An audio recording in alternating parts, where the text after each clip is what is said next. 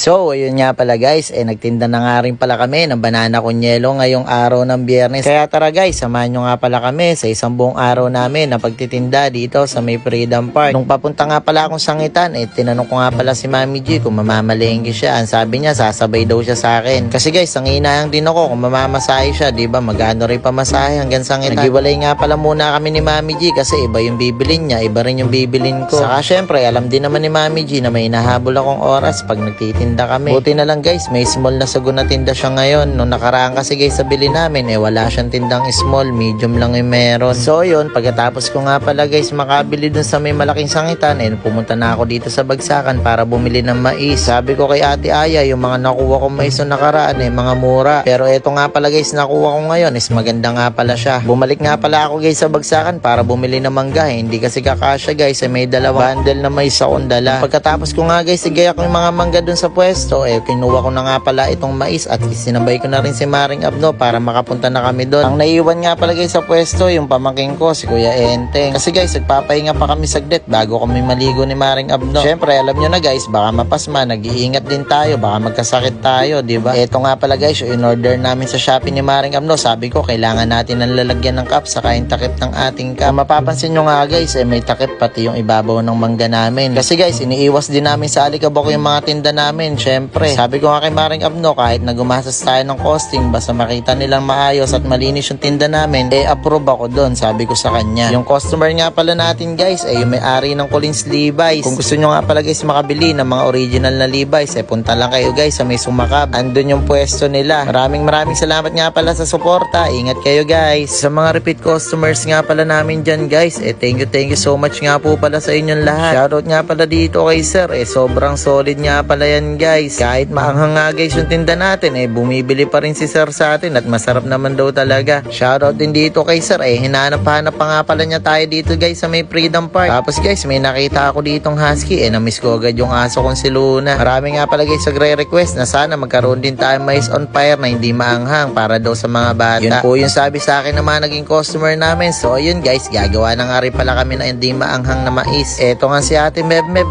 maya pag nakikita ko kumakain. Kanina banana con yelo, ngayon naman mangga. Kaya eto guys, piniprepare ko na nga pala yung banana con yelo na dadaling ko. Pa-deliver nga pala guys sa atin si G ng 2 banana con yelo, 2 mais, saka 2 mangga. Ako na nga pala guys yung nagtimpla ng ating banana con yelo. Syempre, pinapractice ko na para kung maiwan naman ako dito, kaya kong mag-prepare ng ating banana con yelo. So yun guys, so nai-prepare ko na nga pala guys yung mga i-deliver ko. Sinama ko nga pala muna si Kuya Enteng para may tigahawak ng ating i-deliver. Sa mga nagtatanong nga pala guys, kung saan kami matatagpuan. Ito nga pala guys kami sa may Freedom Park, Del Pilar Extension. Tapat nga pala guys kami ng Flower Lane, Montessori. Tapos guys, sa katabi nun may malaking tore. Grabe talaga tong si Judilyn saka si Kenji. Hindi nila pinalalagpas yung araw na hindi nakakabili sa atin. Tulad nitong si Sir guys, wala nga pala kaming panukli. 1,000 na naman yung pera. Nagpa-Gcash pa nga daw siya guys para makabili ng ating banana con yelo. Thank you so much nga pala. Mamaya lang guys, may bumili nga pala sa atin ng banana con yelo. Sa mga hindi pa nga pala guys nakakapag-try ng aming banana con yelo, subukan nyo na nga pala guys. Hindi kami guys mapapahiya sa lasa na to. Kaya kita nyo naman guys, yung pinaglagyan ko, binaon ko pa talaga yung mangkok namin para sa malaki ko makakain. Paubos na nga pala guys yung yelo, kaya pinagkukuha ko na guys. Ako na guys yung umubos ng last nating order ng ating banana con yelo. Ito nga pala guys, yung mga tiga-akpa, sila Lance, naghahanap ng banana con yelo, naubusan na sila. Kaya ang binili na lang nila is mangga. Shoutout nga rin pala guys sa may customer natin na to. Thank you nga po pala ma'am sa pagbili ng ating mais on fire. Basta guys, huwag mo isipin yung pagod, isipin mo yung pangarap mo. Pwede kang magpahinga pero huwag kang susuko. Dumalaw nga pala ulit sa atin si paring Bene, kasama pa inaanak na nating napaka-cute. Di nga niya guys makain yung mais on fire natin kasi maanghang. Kaya guys, sa Monday meron na tayo luluto na hindi maanghang na mais. Nilibot nga rin pala guys sa akin ng Bermuda Brothers sa kanila Kuya Bong. Thank you so much nga pala sa inyo. Ito nga pala guys, yung nagbebenta ng Jumbo Siomay na napakasarap, si parang Ryan. Kung gusto nyo nga pala guys matikman yung kanilang Jumbo Siomay,